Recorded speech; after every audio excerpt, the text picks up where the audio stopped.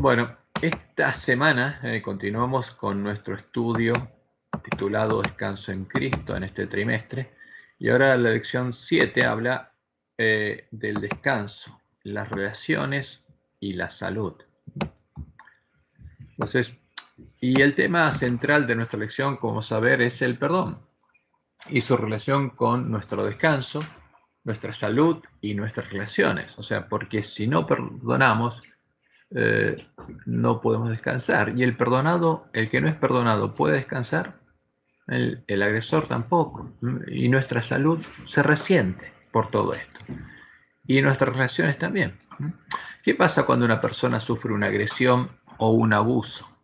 Incluso en su propia familia, en su niñez o en su adolescencia, como lo sufrió José, o de parte de su pareja, un abuso en la pareja, en su matrimonio o en otra situación de nuestra vida. ¿Qué es lo que pasa cuando no ocurre esto?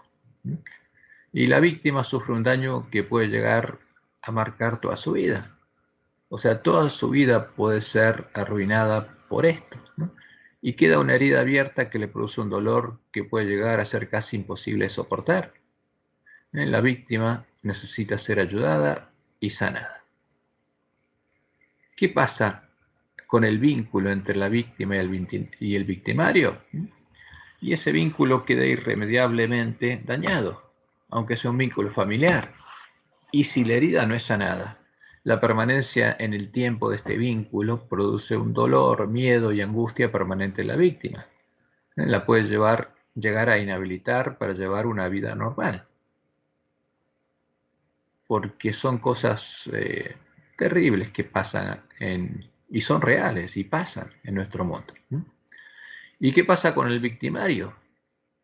Justamente ese fruto que dio nos muestra que es una persona enferma de pecado, ¿no? Que también es una víctima del pecado, porque está enferma, que saca cosas malas del mal tesoro de su corazón y que también necesita ser sanado, porque está enfermo. Ahora, si esta persona no se arrepiente de su pecado y si no sigue las instrucciones de la ley de la gracia, como sucedió con los hermanos de José, toda su vida va a llevar una carga difícil de soportar, a menos que apague totalmente la voz de su conciencia y se transforme en un malvado que hace el mal y no tiene ningún tipo de conciencia. Y la pregunta es, ¿pueden ser perdonados y ser satisfechas al mismo tiempo las necesidades de la víctima y del victimario? ¿No? Y la respuesta es sí. Y hay una sola respuesta, y hay una única forma. Esa es la respuesta del verdadero evangelio y de la verdadera justicia. La víctima y el victimario pueden ser perdonados y sanados. Pero esa no es la justicia que conoce el mundo. Como ya vimos. Cristian, tengo una pregunta. En el párrafo anterior dice, si esa persona no se arrepiente de su pecado y Ajá. no sigue las instrucciones de la ley de la gracia, puede ser que te falte un no, porque acá dice, y sigue las instrucciones de la gracia. Sí, si no se arrepiente y no sigue, puede ser que sí. Ok, gracias, Fernando. No, por favor. O sea, Gracias. porque los hermanos de José, ¿qué pasó? Toda su vida cargaron con qué? Con toda esa culpa. Y mintieron, engañaron, ocultaron y estuvieron con miedo, incluso hasta después de que murió su padre, porque pensaban que José no se vengaba de ellos porque por miedo a dañar a su padre, pero cuando muriera su padre, vendría la venganza. Y fue terrible esa vida. Entonces, la pregunta es, ¿pueden ser sanados la víctima y el victimario? Sí, eso es lo que Dios quiere. Y fíjense, pero esa no es la justicia que conoce el mundo. Como ya vimos en nuestro estudio, hay dos conceptos muy distintos de descanso. Y también vamos a ver que hay dos conceptos distintos de perdón y justicia. Está el descanso que se presenta en nuestra lección, en el que supuestamente Jesús nos acompaña en nuestros viejos caminos y lleva nuestras cargas. Entonces, porque se nos dice en nuestra lección, hay cargas difíciles de soportar y Jesús las va a llevar. Pero esas cargas son las cargas del pecado. cosa que no es real y hace que el ángel de la Odisea siga andando sus propios y malos caminos, porque no conoce la verdad, llevando sus mismas cargas, y sea desventurado, miserable, pobre, ciego y desnudo. Y está el verdadero descanso de Cristo, el de el Evangelio del Reino de Dios, el de dejar de andar en nuestros caminos y llevar nuestras cargas, para empezar a andar en los caminos de Dios y llevar la carga de Jesús. Porque él dice, ligera es mi carga, porque no la lleva él solo, el Padre que moraba en él iba con él. Ahora Jesús nos dice que lo mismo va a pasar con nosotros y que Él va a estar con nosotros. Entonces, es distinto andar en nuestros caminos o en el camino en el que andaba Jesús, llevando la carga de Jesús, junto a Jesús, siguiendo las pisadas de Jesús en el sendero angosto, en el que Dios le mostró a Juan que andaría el pueblo adventista en su última generación. El sendero que está muy por encima del mundo, muy por encima de nuestros caminos. Y este camino sería iluminado por la luz del clamor de medianoche.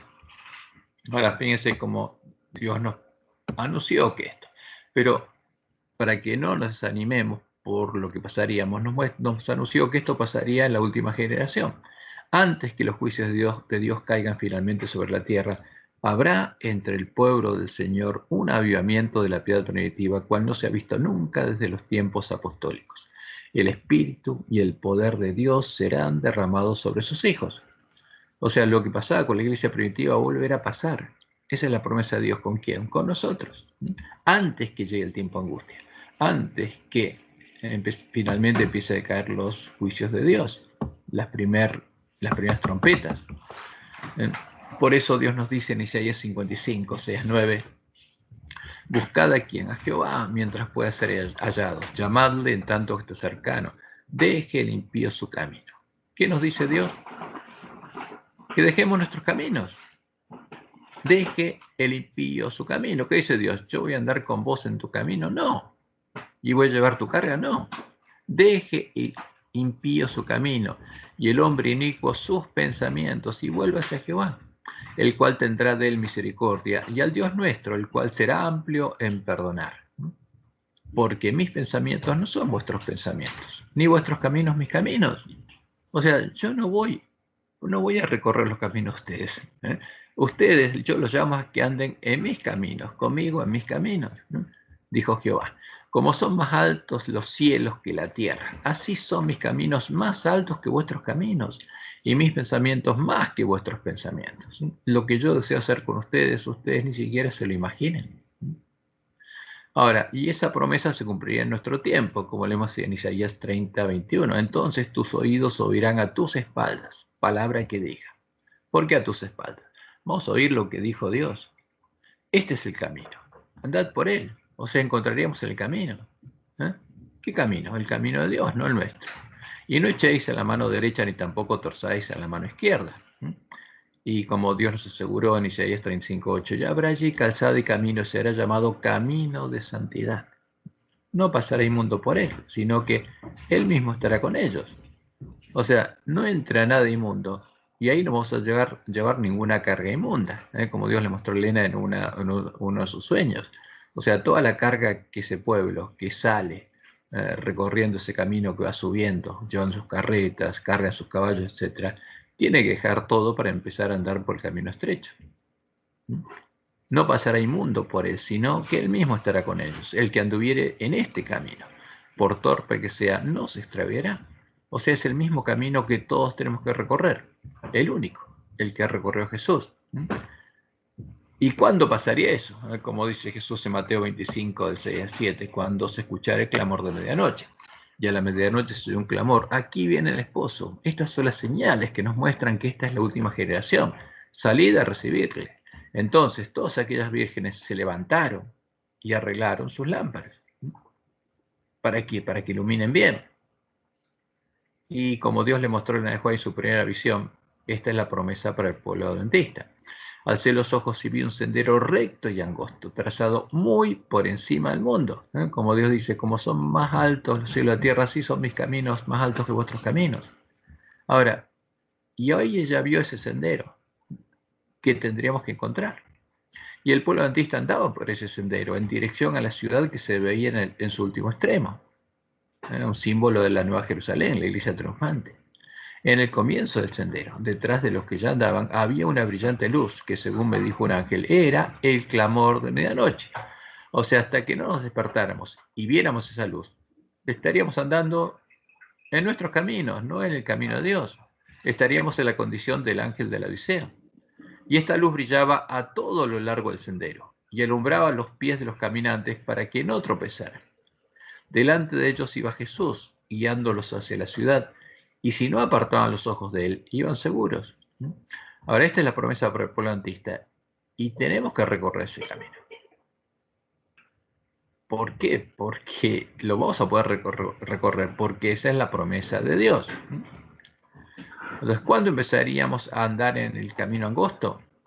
Cuando leyéramos, oyéramos y oyéramos las palabras de la profecía, como dice Jesús en el Apocalipsis, arregláramos nuestras lámparas y buscáramos y encontráramos la puerta estrecha. Entonces, como hay dos conceptos distintos sobre justamente el descanso, hay dos conceptos distintos sobre justicia y perdón. Y está el falso perdón. En el estudio de esta semana veremos que también hay dos conceptos muy distintos de perdón. El primer concepto de perdón es el que conocen todos los hombres, que está asociado a su concepto de justicia, el concepto que proviene de la justicia del Dios de la Gran Babilonia, el príncipe de este mundo, la justicia a la que Dios llama trapo de inmundicia, el concepto que es presentado en el día martes en nuestra lección como la definición de lo que es el perdón. Y este concepto viene de Babilonia, no de la Biblia. ¿Y qué dice acá? El perdón se ha definido como la disposición a abandonar nuestro derecho al resentimiento. ¿En qué dice? A ver, nosotros tenemos derecho al resentimiento, la condena y la venganza. Ahora, el perdón significa abandonar nuestro derecho a esto, hacia un delincuente o un grupo que actúe injustamente. Y este es el fundamento justamente de todo el desarrollo. La doctora Marilyn Armour, terapista familiar que trabajó con sobrevivientes del Holocausto con el objetivo de averiguar qué habían hecho estos sobrevivientes para dar un sentido a lo que les sucedió, escribe: la idea del perdón es un acto intencional de la víctima, no es algo que simplemente suceda. Ahora, el perdón no significa que no habrá consecuencias. ¿Para quién?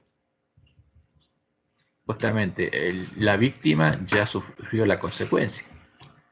¿Qué pasa con el perdón? ¿Sigue habiendo consecuencias para la víctima y el victimario? El perdón no significa dejar que un abusador continúe con sus patrones abusivos. O sea, tiene que haber consecuencias para quién? Para el abusador.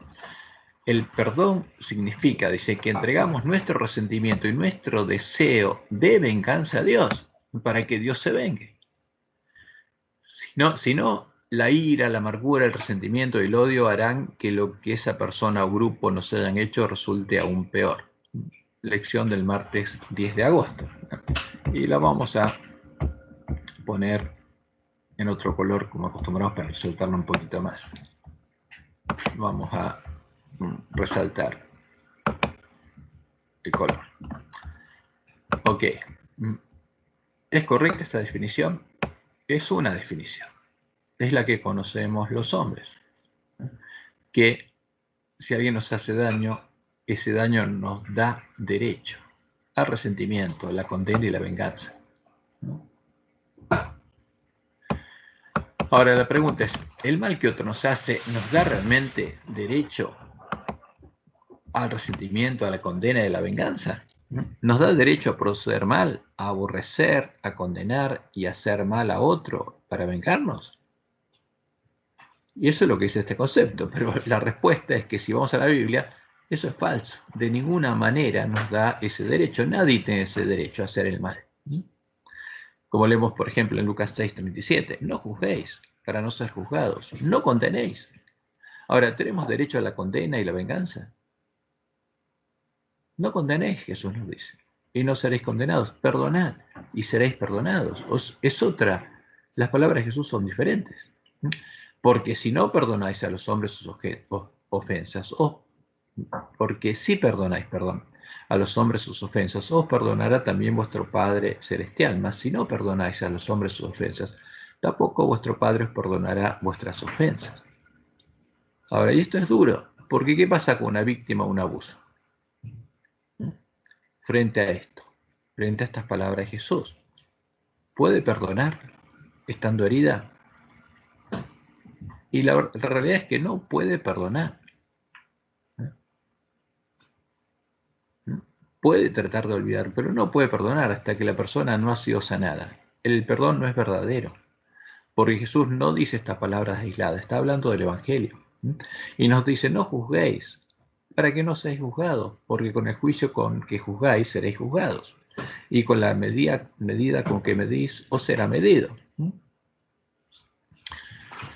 Eso es lo que nos dice Jesús, pero la justicia del Dios de la Gran Babilonia establece otra cosa, justamente, que tenemos derecho a vengarnos y a hacer el mal, a ser hacedores de maldad, como lo hicieron los hermanos de José con un pueblo entero, dado que había sido deshonrada una de sus hermanas. ¿Y qué hicieron ellos? Los engañaron, los hicieron circuncidarse y los mataron.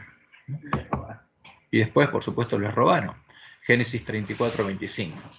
Pero sucedió que al tercer día, cuando sentían ellos el mayor dolor, dos de los hijos de Jacob, Simeón y Leví, hermanos de Dina, tomaron cada uno su espada y vinieron contra la ciudad que estaba desprevenida y mataron a todo varón. Pero hicieron un pacto con ellos, le dieron su palabra, hicieron un trato y los asesinaron. Ahora,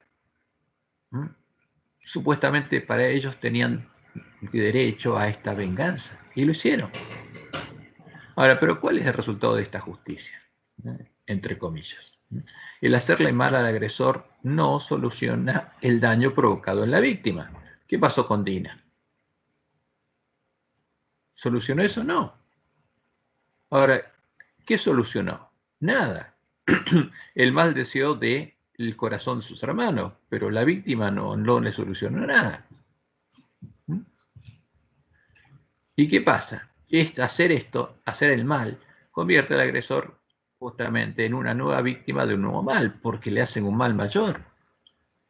Y transforma a la víctima que aplica esta justicia en un hijo del príncipe de este mundo. Porque si yo me vengo haciendo un mal mayor y me convierto en un hacedor de maldad, en un hijo del príncipe de este mundo. Ahora, y eso es lo que busca Satanás. Por eso presenta esta justicia delante de nosotros. Y es la justicia de los hombres. En esta justicia, entre comillas, que vemos plenamente reflejada en las doctrinas de Jezabel, en la que incluso el perdón no significa que no habrá consecuencias para el pecador, ¿no? Porque esa es la justicia del Dios de Babilonia. El que hace el mal, aunque sea perdonado por un sacerdote, debe recibir un castigo. Debe pagar una deuda por su pecado, ¿no? Porque fue perdonado, pero tiene que pagar. Porque el perdón no significa que no hay consecuencias, tiene que pagar. Incluso después de haber muerto, porque la justicia del Dios de Jezabel solo se satisface cuando se aplica el castigo. ¿Cuál es la justicia del Dios de Jezabel? Hacerle un mal mayor, una maldad mayor al pecador, como quemarlo eternamente en el infierno, aplicarle la pena de muerte o quitarle la libertad. Por supuesto, el Dios que satisface su justicia haciendo el mal no es otro que el padre de la maldad, el Dios de la Gran Babilonia, como vemos en la Enciclopedia Católica. En su uso teológico, infernus, es el lugar de castigo después de la muerte. ¿Por qué? Porque hay que satisfacer, ¿qué cosa? El ansia de justicia de este Dios y de castigo, porque justicia y castigo es lo mismo. Los teólogos distinguen 4 significados del término infierno. Infierno, en el sentido estricto del término, o el lugar de castigo para los condenados, sean estos demonios u hombres. Entonces, ¿qué hace este Dios? Creó un lugar para qué? Para quemar vivos a los hombres eternamente, hacerles una maldad infinita, porque es malvado. Está también el limbo de los infantes, limbus parvulorum, donde son confinados y padecen cierto tipo de castigo, justamente es la justicia, aquellos que murieron con solo el pecado original y sin pecado mortal. O sea, los bebés que nacieron no pecaron, no hicieron nada, pero heredaron el pecado de Adán, sufren un castigo eterno en el limbo. Ese es la amante justicia de este Dios. Está el limbo de los padres, el limbus patrum, en donde las almas de los justos que murieron antes de Cristo esperaban su admisión al cielo, pues mientras tanto el cielo estaba cerrado para ellos como, de vuelta aquí, ¿cuál es la palabra? Castigo, esa es la justicia, por el pecado de Adán. Y es terrible, pero esto es lo que adoran. Y está el purgatorio, donde los justos que mueren en pecado venial, ¿no? O que aún tienen una deuda de la pena temporal por el pecado. ¿Por qué? Porque los que están en el purgatorio son los que se confesaron y fueron perdonados, pero no pagaron la deuda. Y entonces este Dios se tiene que cobrar a satisfacción, como dice justamente la Enciclopedia Católica. Son limpiados por el sufrimiento antes de su admisión al cielo. O sea, ¿qué hace este Dios para satisfacer su justicia? Los hace sufrir. Pero la muerte, el llanto, el dolor, el clamor, ¿eso es fruto de qué? Del pecado. ¿Quién es este Dios? Esta imagen a la que llaman Dios, ¿no? Ahí viene alguien que los pesa en la balanza, los manda al purgatorio, si no fueron al infierno, y ahí son purificados por el sufrimiento, hasta que su ropa está blanca, y entonces este Dios, como ya pagó, lo saca. ¿No? Aplica su amor y lo saca. Entonces, y esta es la justicia. Entonces, el que cree en esto, ¿cuál va a ser su justicia? El que cree en este Dios, ¿cuál va a ser su justicia? Y va a buscar aplicar lo mismo. ¿Mm? Ese es el tema. Y lo triste es que en nuestra iglesia se aplica eso. O sea, ¿cuál es la justicia de Roma, por ejemplo, a un hereje? Lo quemaba vivo. Como anunció Jesús, lo que cree el ángel de Odisea está contaminado con la comida y la bebida de los borrachos. O sea, con esto, con los errores heredados de los paganos y los papistas. Y estos conceptos paganos son parte del alimento introducido en la iglesia adventista por los lobos tíos de ovejas, como lo vemos en el libro La Trinidad, de Casa Editora Sudamericana, que refleja la justicia del Dios de Babilonia, indicando que la amante justicia de Dios se satisfizo con la muerte de Cristo como el castigo por el pecado. O sea, indicando que Dios castigó a Jesús y su justicia lo mató, en lugar de matarnos a nosotros. Ahora, ¿por qué incluso pone estas imágenes? Este Jesús se pone en medio del rayo de Zeus que va a matar al pecador. Y es triste. Ahora, por fíjense, esto es lo que vemos en el libro de la Trinidad, donde nos se presenta al Dios, la Trinidad, al Dios de Roma, y por supuesto a su justicia. Y dice, el amor debe actuar en una forma que satisfaga completamente la justicia, antes que Dios pueda ofrecer misericordia a los pecadores. O sea, primero tiene que satisfacerse su justicia. Si no se le paga, no hay misericordia. Y es triste que un pastor adventista predique esto y crea en esto. Sin embargo, la pregunta crucial es, ¿necesitó morir Cristo para satisfacer los requerimientos de la amante justicia de Dios? Y lo llaman así. ¿Fue necesaria la satisfacción de la justicia divina con la muerte de Cristo? Una exigencia necesaria del amor de Dios antes de poder ofrecer su misericordioso perdón a los pecadores. O sea, hasta que no se le paga, no hay misericordia. Pero si se le pagó, ¿qué misericordia hay? Ninguna. Misericordia tiene que ver con gracia y eso es gratuito. ¿Y qué dicen nuestros teólogos? Nosotros insistimos en que la amante justicia de Dios necesitaba ser satisfecha por la muerte de Cristo como un castigo por el pecado. O sea, ¿qué quiere decir? Que Dios castigó a Jesús por nuestros pecados y ahí se satisfizo. Así que ya su deseo de venganza fue satisfecho. Y es terrible, porque este es el Dios al que adora. Y por supuesto, en sus caracteres, o sea, el que adora esto, ¿a qué se va a asemejar? A lo que adora. Por supuesto, a nuestros hermanos que creen y enseñan esto, que creen en el Dios de Jezabel y en su justicia, que es parte de la comida y la bebida de los borrachos, aún no les ha amanecido, no conocen a Jehová, el único Dios verdadero, ni a su justicia, como Jesús le dijo a los fariseos, Mateo 9:13, y pues y aprended lo que significa misericordia quiero y no sacrificio. ¿Por qué? Misericordia quiero y no sacrificio. Porque no he venido a llamar a justos, sino a pecadores al arrepentimiento. Ahora, ¿cuál es el verdadero perdón? El segundo concepto sobre el perdón corresponde a el verdadero perdón, el perdón de Jehová, el único Dios verdadero y el de sus hijos. empezando por Jesús, y está asociado a la verdadera justicia de Dios, como leemos en Éxodo 34, del 5 al 7. Y Jehová descendió en la nube y estuvo allí con él, proclamando el nombre de Jehová. Y pasando Jehová por delante de él, proclamó: Jehová, Jehová, fuerte, misericordioso y piadoso, tardo para la ira, y grande en misericordia y verdad, que guarda misericordia a millares, que perdona. ¿Qué hace Dios? Perdona la iniquidad, la rebelión y el pecado. ¿Castiga primero para después perdonar? No, perdona. Y que de ningún modo tendrá por inocente al malvado. O sea, ¿qué diferencia hay entre personas a las que Dios perdona y las que no perdona? ¿Qué significa ser malvado? Porque al que Dios perdona es el que se arrepintió y fue a Él. ¿Los pecados pueden ser los mismos que los del malvado? Sí. ¿Cuál es la diferencia? Está en el corazón de la persona, de arrepentida, el que se arrepiente como David, aunque había hecho cosas terribles, que ya no podía reparar porque había matado a su amigo, que visita la iniquidad de los padres sobre los hijos y sobre los hijos de los hijos a la tercera y cuarta generación. Ahora, ¿cuál es el objetivo de esta justicia, reflejada en el verdadero evangelio? ¿Cuál es el objetivo? Y por supuesto, no es satisfacer el deseo y sed de venganza, de castigo, de sangre, de justicia del Dios de Babilonia, sino es el fruto de la ley que el único Dios verdadero tiene escrita en la mente y el corazón, el fruto del amor de Dios por todos sus hijos. Dios no quiere castigar. Lo que presenta nuestra lección y enseña a nuestros teólogos es falso. Están presentando al Dios de Babilonia. El Dios verdadero no quiere castigar, sino quiere salvar y sanar a todos sus hijos de la enfermedad del pecado y del daño que ha producido en ellos.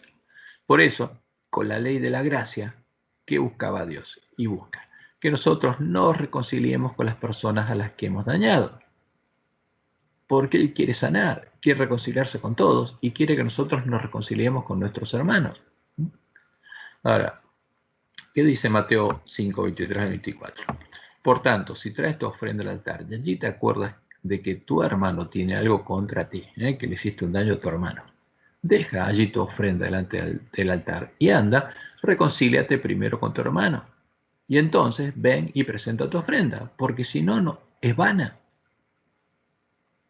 Al que le hizo un daño a su hermano y va a Dios a pedir perdón, Dios no lo va a perdonar si primero no se reconcilió con su hermano, si no reparó el daño, porque eso implica que no está arrepentido. Ahora, pero el Dios de Roma sí. Puede ser uno ser asesino o cualquier cosa, pero si va al Dios de Roma, que quiere destruir las relaciones con nuestros hermanos y no quiere que nos reconciliemos, lo perdona, incluso le vende el perdón, anticipado por los males que va a hacer. Le da una indulgencia plenaria para toda su vida y digamos, hace una donación importante para la Iglesia de Roma.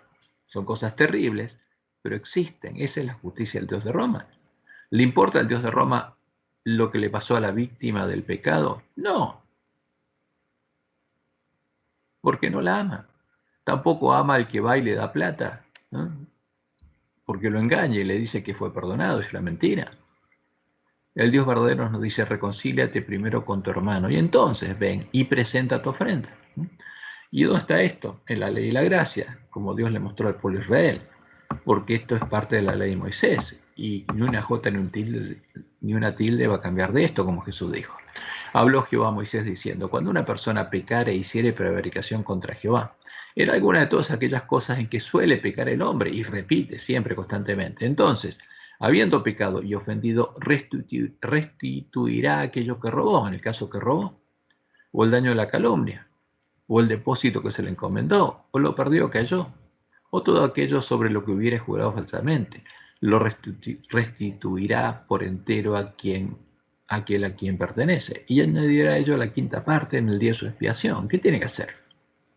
Reparar el daño, devolver lo que robó o la calumnia, y tiene que humillarse, ir a la persona a la que agredió a la víctima y pedirle perdón y mostrar que está arrepentida y sanar lo que hizo y buscar sanarlo, aunque a veces no logre sanarlo. pero tiene que hacerlo, tiene que estar verdaderamente arrepentido y tiene que reconciliarse, como dice Jesús. Y una vez que se reconcilió con su hermano, tiene que ir a la presencia de Dios. Y para expiación de su culpa, traerá a Jehová un carnero sin defecto de los rebaños. ¿Y qué quiere decir expiación? Para que sea quitada la culpa de él y sea declarado justo, tiene que traer una ofrenda a la presencia de Dios conforme a tu estimación y lo dará al sacerdote para la expiación. Y el sacerdote hará expiación por él delante de Jehová y obtendrá perdón. ¿Quién? El que está arrepentido y sigue el camino de gracia. El que quiere comprar la salvación, quiere comprar una indulgencia. No, eso es un engaño. Baal no lo puede perdonar, ni lo puede salvar. Y obtendrá perdón de cualquiera de todas las cosas en que suele ofender. ¿Cuál es el costo para Dios de su justicia, de su gracia, su perdón gratuito? Cargar Él la deuda de nuestros pecados y pagarla. Por eso nos dice, los sacrificios, ¿cuándo me los traen? Cuando vienen a que yo cargue sus pecados. No me los traen a mí. No me trajiste a mí los animales de tus holocaustos, ni a mí me honraste con tus sacrificios. No te hice servir con ofrenda, ni te hice fatigar con incienso. No compraste para mí caña aromática por dinero, ni me saciaste con la grosura de tus sacrificios, sino pusiste sobre mí la carga de tus pecados. Ahora, ¿qué pasa? Yo te perdono y me reconcilio con vos y cargo tus pecados. Si deseas que yo te perdone, y venís a mí, y como David, confesás tu pecado y deseas de todo corazón, si tenés hambre y sed justicia. Y pusiste sobre mí la carga de tus pecados, me fatigaste con tus maldades. Yo soy el que borro tus rebeliones por amor de mí mismo, y no me acordaré de tus pecados. Ahora, ¿qué pasa? El pecador va a la presencia de Dios y Dios lo perdona. ¿Tiene que pagar? No. ¿Dios se acuerda de sus pecados y después de la muerte lo manda al purgatorio hasta que pague? No, porque no se acuerda más de ese pecado, porque se lo perdonó gratuitamente y para siempre. Por eso, la verdadera justicia de Dios, que se hizo en realidad del nuevo pacto, se ve reflejada ¿dónde? En el santuario y en la ceremonia del santuario, tipo del plan de redención. Por eso Pablo y el autor de Hebreos nos dicen que hay un camino nuevo y vivo para ir a la presencia de Dios. Porque el hombre que estaba alejado de Dios y que solo podía llegar al atrio trayendo una ofrenda, cuando la profecía del altar se cumplió, se abrió un camino nuevo y vivo por el que podemos ir a la presencia de Dios.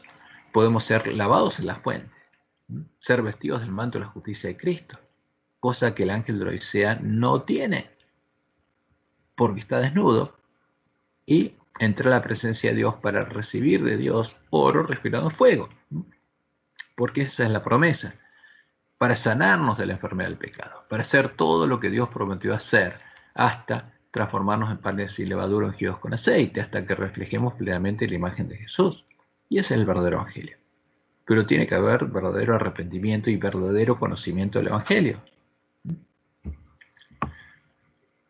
Ahora, ¿cuáles son los componentes de esta justicia, la justicia de Dios? Primero, la misericordia, porque Dios nos ama y tiene misericordia, porque sabe que la víctima y el victimario están indefensos.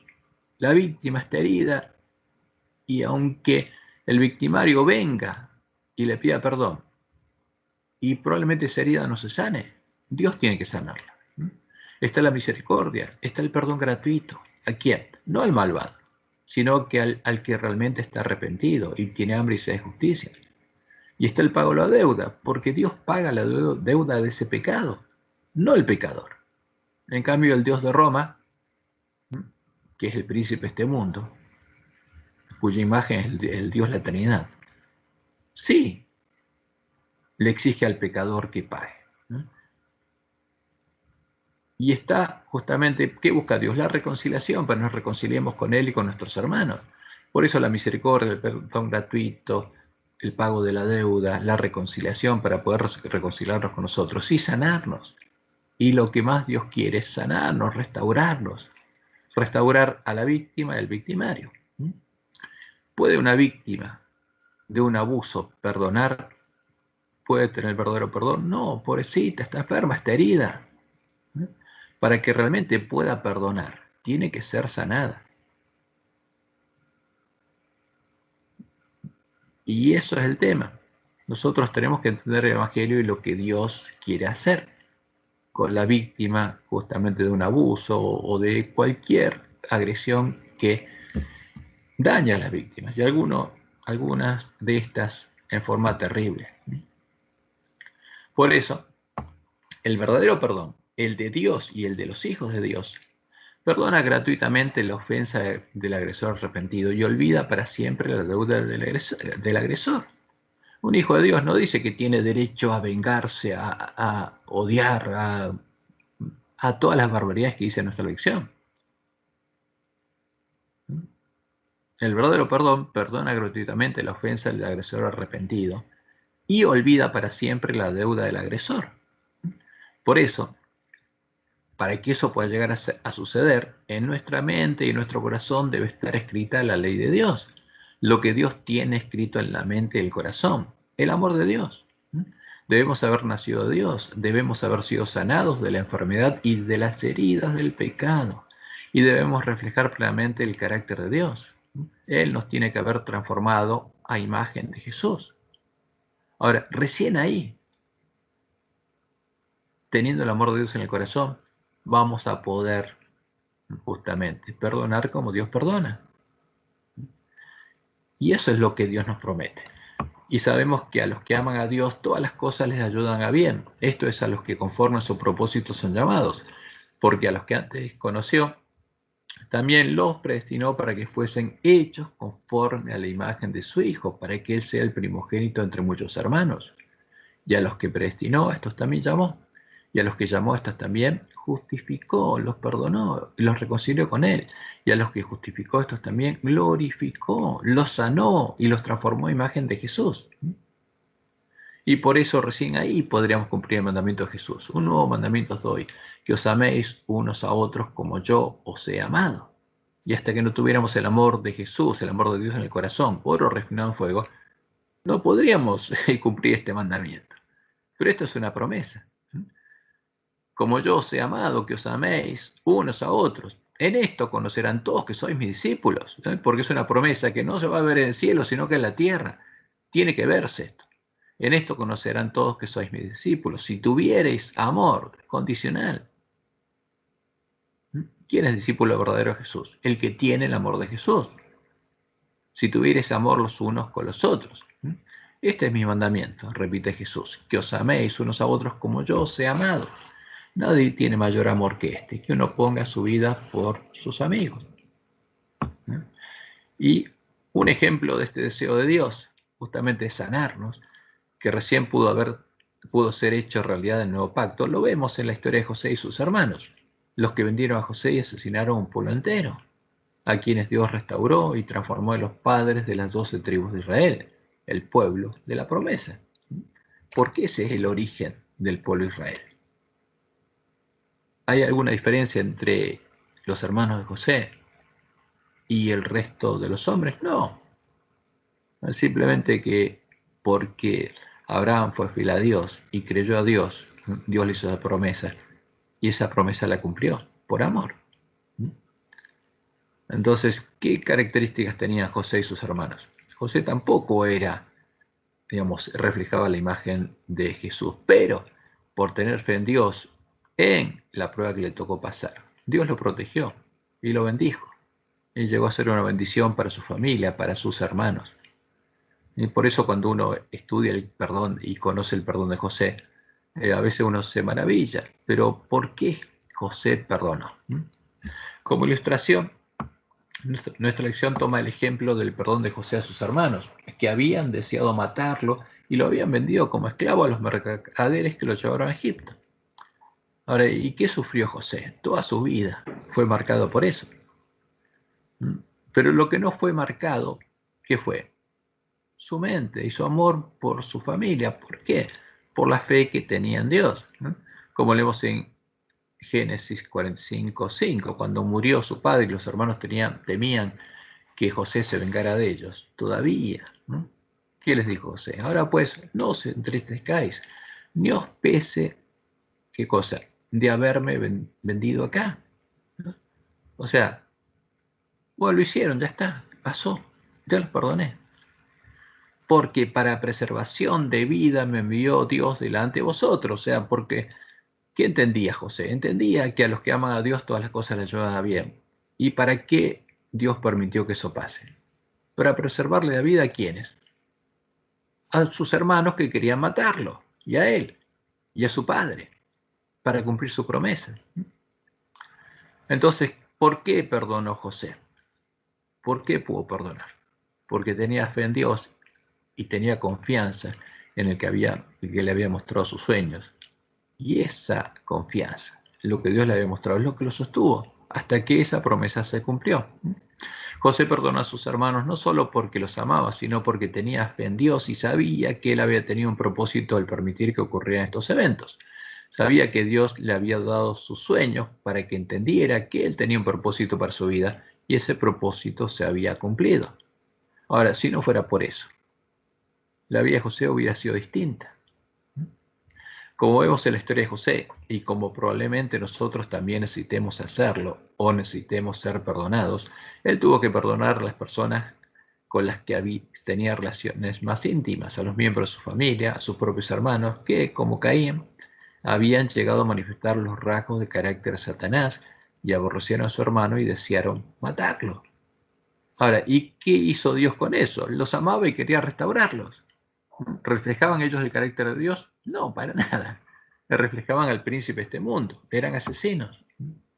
Y amaba a Israel a José más que a todos sus hijos porque lo había tenido en su vejez y le hizo una túnica de diversos colores. Y viendo a sus hermanos que su padre lo amaba más que a todos sus hermanos, porque Jacob tampoco era perfecto y hacía diferencias, le aborrecían y no podían hablarle pacíficamente, o sea, eran violentos con él y no podían hablarle pacíficamente, no podían.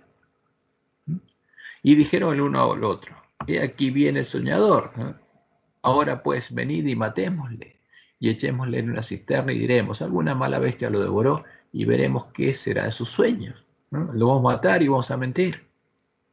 Y finalmente, y cuando pasaban los madianitas mercaderes, sacaron ellos a José de la cisterna y le trajeron arriba y le vendieron a los ismaelitas por 20 piezas de plata y llevaron a José a Egipto. Ahora, ¿merecían misericordia? No, es por gracia, por amor de Dios. Porque si fuera por la justicia del Dios de Babilonia, tenían que ser quemados vivos todos. Como leemos en 1 Juan 3, del 10 al 12, en esto se manifiestan los hijos de Dios y los hijos del diablo. Todo aquel que no hace justicia y que no ama a su hermano no es de Dios. ¿Eran hijos de Dios los hermanos José? No. ¿De quién eran hijos? Del diablo. Pero porque este es el mensaje que habéis oído desde el principio, que nos amemos unos a otros, no como Caín, que era hijo del maligno y mató a su hermano. ¿Y por qué causa le mató? Porque sus obras eran malas y las de su hermano justas. Ahora, ¿cuál fue el resultado de estos hechos? El resultado no solo fue el sufrimiento de José, de la víctima de la agresión, sino también de los victimarios, sus hermanos, que tuvieron que vivir con la carga de la culpa de este acto en sus conciencias e incluso debieron seguir mintiéndole a su padre hasta que volvieron a reencontrarse con José. E incluso después de que José los perdonara, vivieron con miedo a que, cuando moría su padre Jacob, José buscara venganza contra ellos, pensando que su perdón no era verdadero.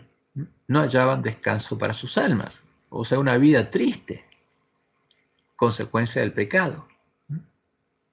Ahora, ¿qué pasa con nosotros?